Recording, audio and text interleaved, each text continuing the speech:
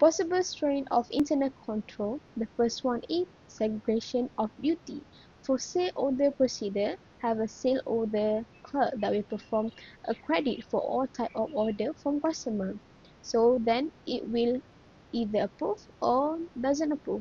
Meanwhile, for cash receipt procedure, a clerk will separate the document and send the remaining advice to account receivable department and then to the receipt department. For the second possible strain is documentation and record keeping. For sale order procedure, it will show that the sale clerk will manually prepare 4 types of copy for each sale order. Then the copy will send to a different places such as digital sale journal, the billing department, the warehouse, and last but not least, to the customer as a receipt stating that the order has been received and processed. For the cash receipt procedure, the cash receipt clerk will create a cash receipt journal from the terminal that received from the check, and then we will prepare a hard copy deposit slip. Last but not least, monitoring and review. Sale order procedure, which are the billing clerk reconcile the hard copy of sale order and a soft copy shipping notice into the system. Open the receipt of hard copy invoice, the account receivable clerk will update and account receivable subsidy ledgers from terminal and file the invoice copy. Meanwhile, for cash receipt procedure, the account clerk prepare a batch total for cash receipt transaction and then post them to control account in the system general ledger. This is what the strains of internal control are doing, which is monitoring and review. Let me now explain 5 weaknesses in SINTOK AGRO Berhad system along with a brief explanation.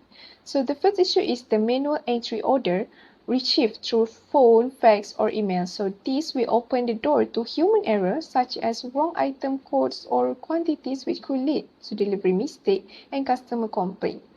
The next one is the credit checking process is done manually by the sales and clerk. Without a proper system or standard procedure, the company risks approving sales to customer with poor payment records, which may lead to bad debt. The third one, billing depends heavily on the warehouse shipping notice. So if the clerk enter the wrong information or forget to update the system, the billing department could issue incorrect invoice or worse, miss billing the entirely. Another concern is the manual handling of the check and remittance advice. Physical transfer of this document increase the risk of loss or theft, and there's no clear accountability or tracking. Finally, deposit slips are prepared manually and sent to the bank through dispatch. So this old-fashioned method is not only slow but lack transparency. So there's no real-time visibility into whether payment were safely received by the bank. Each of these weaknesses may seem small in isolation, but together they create a very serious risk to efficiency, accuracy, and financial control. So now I'm going to talk about the risk exposures that might have resulted from each of the internal control weaknesses.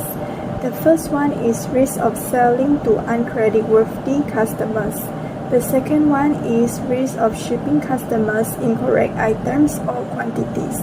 The third one is risk of inaccurately recording transactions in journals and accounts. The fourth one is risk of misappropriation of cash receipts and inventory.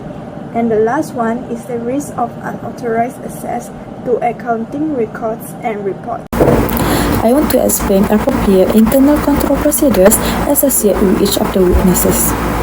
First, set up an automated credit evaluation system with defined credit limits. The system will prevent processing orders for customers who have exceeded their credit limits or have bad credit. Manual approval is required to override limits.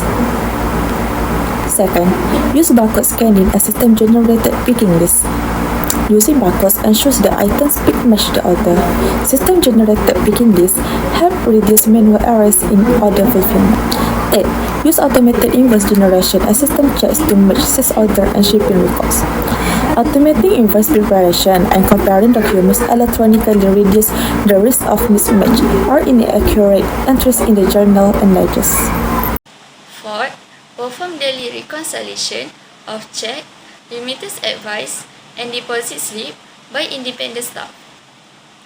Independent verification of check, remittance form, and deposit record helps detect and prevent cash theft or fraud.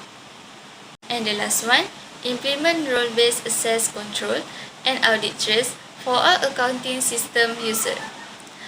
Role-based system access ensure only authorized staff can view or modify sensitive data, and audit log provide a trace for all user action for review.